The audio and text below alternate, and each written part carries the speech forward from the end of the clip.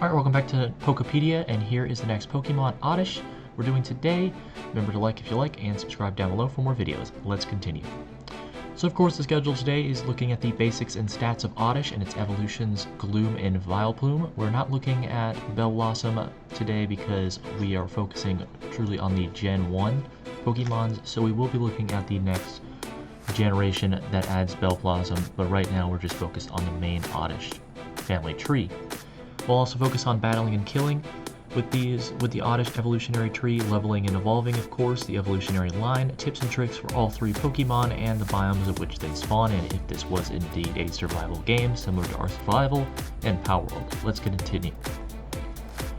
So of course the basics of Oddish, it is number 43 on the Pokédex, its evolution is basic, its stage 1 is Gloom, and its stage 2 is Vileplume.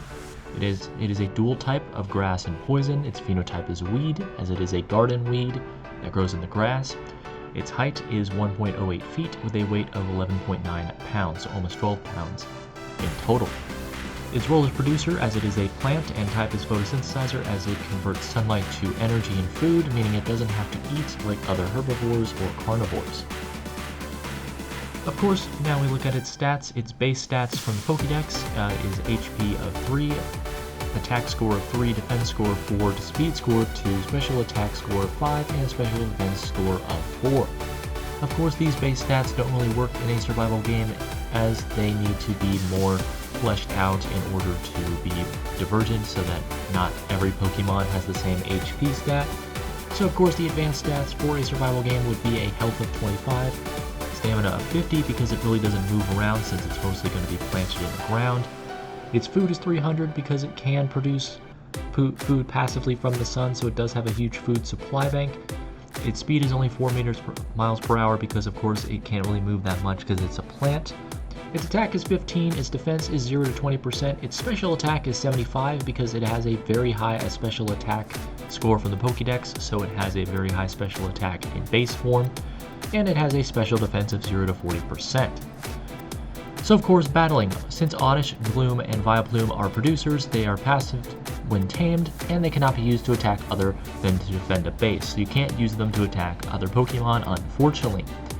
However, this also means you can only throw them with your right hand to battle other Pokemon in the wild. They can be used to battle Pokemon to have them faint and kill them, and have them faint, not dead, or to tame them from battling, but you can't kill them, you can't deal lethal damage. And of course, if you do use your other Pokemon to kill an Oddish, a Gloom, or a Vileplume, they do have killing loot options that they drop. They have a dropped loot chance as well. So Oddish killing loot, they drop 1 to 5 berry seeds, 1 to 3 berries, and they also draw an absorb bulb, which can be used on a Pokemon to make it so that their special attack increases if they're attacked by water Pokemon. So absorb bulbs are very useful, especially when exploring oceans. Kind of empowers your Pokemon to deal with other water types. Of course, the killing loot options for Gloom are very similar. They drop 3 to 5 berries, they have an absorb bulb, and of course they have a chance to drop 1 to 2 poison flowers, which can be used in medicine and chemical stations. Of course, Vileplume, you would think, is the same as the others, but it does sprout a mushroom in this form, so of course, instead of dropping berries, it will be dropping mushrooms, 3 to 10. It will still drop the absorb bulb like its other evolutionary counterparts, and it will still drop 2 to 3 poison flowers similar to Gloom, but instead of dropping berries, it will only drop mushrooms, so do be wary of that. It's not really a good food source other than the fact that your herbivore Pokemon can eat its corpse. And of course, when it comes to leveling and evolving, you earn XP points from 3 sources, earning from winning battles, healing your Pokemon with items, and mating and breeding. Of course, when you level up, health, attack, speed, and defense all upgrade, and the XP bar increases by a percentage. Every 3 to 7 levels, a new move is able to be learned from the Pokemon, so of course, you have 4 moves and a couple passives. So in order to use a new move, you have to unlearn something and replace it with a new move if you want to. And of course, every 5 levels, your special attack and defense stats upgrade. Now of course, when we get over to the evolution, it's Pokemon, so of course, even in a survival game, the evolution will be there. So of course, a level 25 to 40 Oddish has the potential to evolve into a Gloom. Case in point, a level 65 and 80 Gloom has the potential to evolve into a Vileplume. Of course, stat increases when an evolution happens is ×2 increase to all stats, and new moves are able to be learned for all evolutionary upgrades. Now we move on to tips and tricks. So first is Poisonous Defense. With your left hand, you can plant Gloom and Vileplume as plants. They will automatically release a cloud of gas when enemies are nearby. So of course, if you want to use them as base defense while they're passive, normally in the wild, they can release a cloud of gas if you get too close, so do be careful about that. They won't charge you, but just be careful because if you attack them, they will release a cloud of gas. And also we have multi-class. So while Gloom's gas cloud only deals poison damage, Vileplume, the upgraded evolutionary, the Gloom, can be set to 3 different types of damage from its gas cloud. It has a barbed mode, which is its regular poisonous gas cloud effect, drowsy mode, which causes slowness and eventually sleeping gas, so of course it's a little bit better for defense, and then spiked paralyzes enemies that attack it while it produces its gas. So not only is it producing a poisonous gas, but if enemies attack it while it's doing it, then they will be paralyzed. So it is very nice to have a Vileplume and a Gloom defensive system around your base to poison oncoming attackers, especially with Vileplume, which can paralyze and sleep them as well. And of course, passive eating, since they are producers, when these Pokemon are planted, they eat during the day when it's sunny, as if they're outside when it's sunny, they will passively produce food. Now here comes some tricks, some added little tricks that are interesting. So of course, Oddball.